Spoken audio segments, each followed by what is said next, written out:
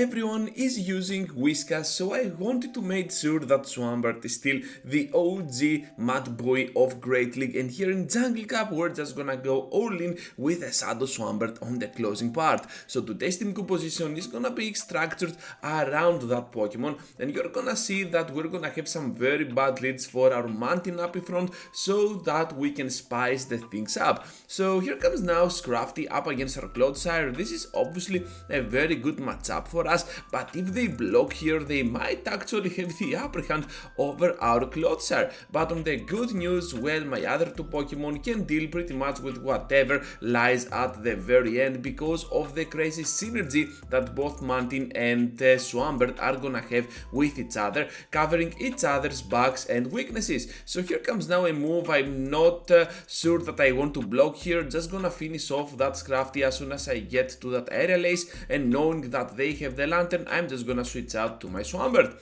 At the very end, Toxicroak is gonna be the main Pokemon that we will be facing, but since they are shieldless, we can take advantage of that overfarm so much so that we can get to a simple Hydro Cannon eventually to one-shot down this Pokemon and the Earthquake right after to begin the video in the most meaningful way possible.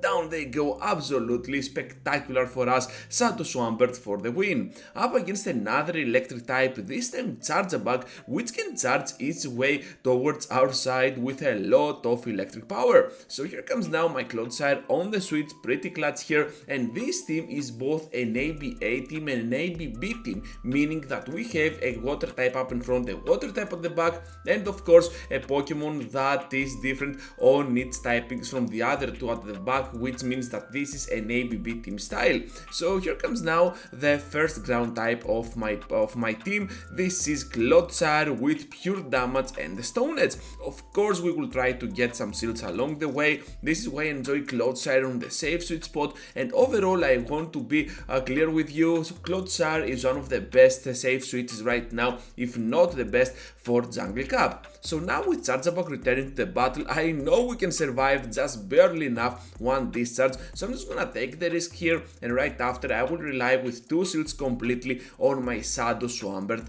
for the end game.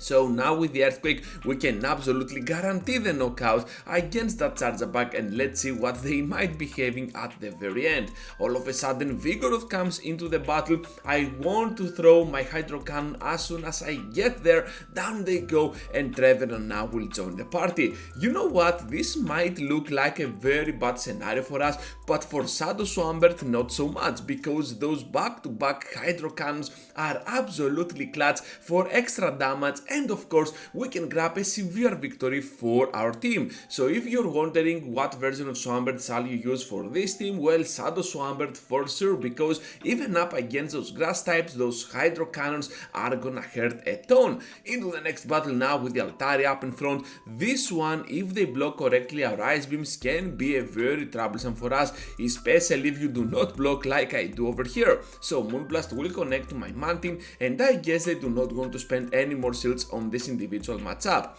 So this team is also very good up against the Talonflame, because we got the Stone Edge, we got the water typing from Mountain, and of course a simple Hydro Cannon from Shadow Swampert can do so much damage on that KFC bird. So able to grab the shield at this point, and I guess that we can definitely rely here on the next Stone Edge to finish off Talonflame. Not only that, but they also want to switch out to Vigoroth, which is extra great news for us. Not only we have a shield for our Swampert, but also we can reach here to a couple of those Stone Edges for extra damage and extra pressure on their end. Now I'm just gonna bring Mountain into play because I want them to throw the remaining energy that they have, so that now I can return into the battle with Shadow Swampert, farm completely down their HP levels, and eventually one-shot down the remaining HP that Talonflame is having. And all of that under my shielding, which is gonna give me an extra layer of protection. Altaria once again, let's see how this trainer is gonna play it, because this time we're gonna get straight to the Ice Beam, and they let that move go through. This means two things: that they do not care about Altaria, and of course that at the back they are still weak to my Mountain. So let's see what their team composition might look like. So with Vigoroth coming in here and we're having so much energy stored up, I'm just gonna throw here just one Aerial Ace to drop them at a point that one Earthquake might actually do the trick. So Body Slam here can easily be taken while we're gonna answer back at them with a heavy hitting move at some point. But since they're getting super low here, I guess that even the Stone Edge can connect for a little bit of extra damage while they can survive, but no worries because the next Body Slam can always be taken by my Clodsire. So at this point we managed to completely farm down. At the very end they have once again a Talonflame, so here comes now the Stone Edge to grab that first shield out of play. Seeing my Swampert, immediately they back out, so this is gonna be another huge victory for us. Steelix now is a very bad lead for us, especially when we do not have a clear move to counter this Pokemon, but at the same time we're just gonna keep staying in till they throw one move, and the first move they throw is Crunch. So after that one we can easily retreat to our Clodsire, keeping our second ground Pokemon for the hard check on Steelix. And since now they want to respond with a switch out to Quagsire, I'm just gonna go for the Stone Edge before they reach to back-to-back moves.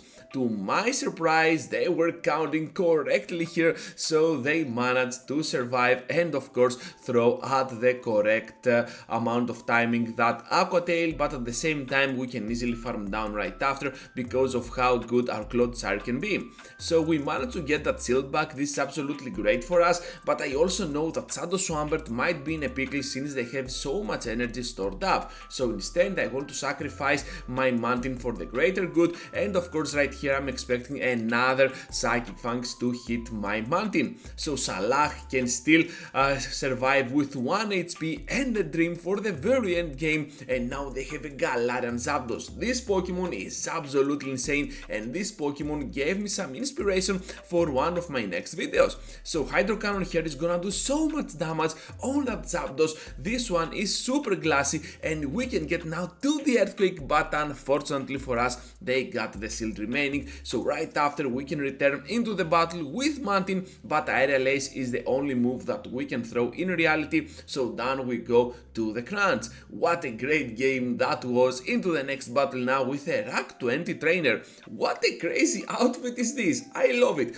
So anyways, now on the switch with that Clodsire up against the Vigoroth, we're just gonna stay here because obviously we're switch locked, but at the same time we can do so much work with our Stone Edges. Do not go for the Earthquake when you're facing a full HP Vigoroth, just go with the Stone Edge and you are still gonna have the upper hand because a simple Earthquake will never finish them off, while you cannot farm down with your Poison Stings or your Mud Shots. So with that in mind, we'll just keep going at it with our Crazy Bulk and of course the Stone Edge. So here comes now the Body Slam and we cannot get to another charge attack. This is kind of a big bummer, but at the same time I get it. We're just gonna return into the battle now with Mountain and make them drop the remaining energy that they have.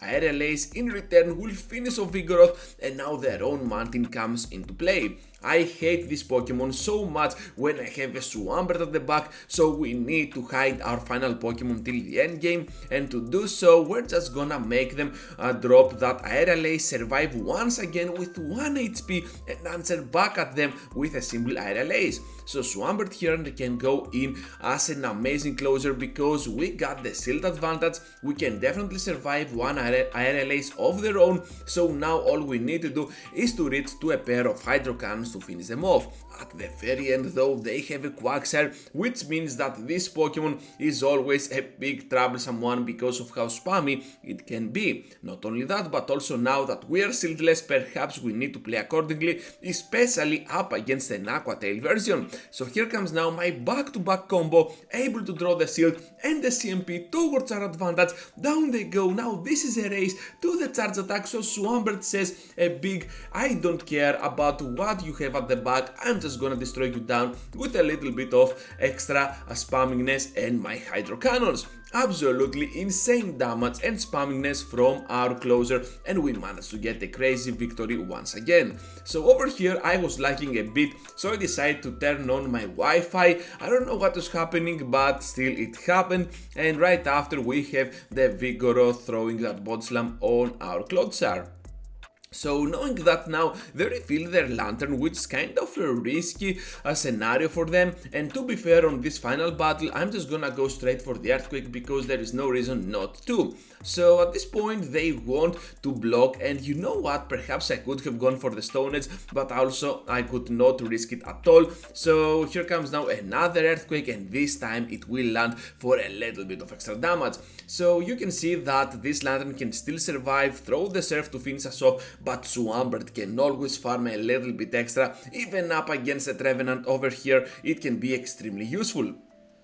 So we need to block whatever they throw. It is the Seed Bomb, of course, because this is gonna one-shot our Pokemon at any HP level. So here comes now another Hydro Cannon, and perhaps we need to catch the next move on our Mountain if we want to have any chance at all. However, my opponent was waiting the switch on that Aerial Ace, and right immediately after we can get our hands on the Ice Beam to finish off Vigoroth in the double shot. Down they go. Now this is a race on who can get to the next charge attack. Of course they can outspeed with a Shadow Ball, are you kidding me? And this final battle will be concluded with our amazing Hydro Cannon wrapping this thing up towards our advantage. What a crazy battle that was once again. So that is gonna be all for today, trainers. Thank you so much for sticking around till the end, and if you enjoyed my content, leave a like, subscribe to the channel if you are new to my stuff, and over here I have 2 more videos to continue your Ganeto journey here on YouTube. With that said, thank you for watching once again, and I hope to see you all into the next one.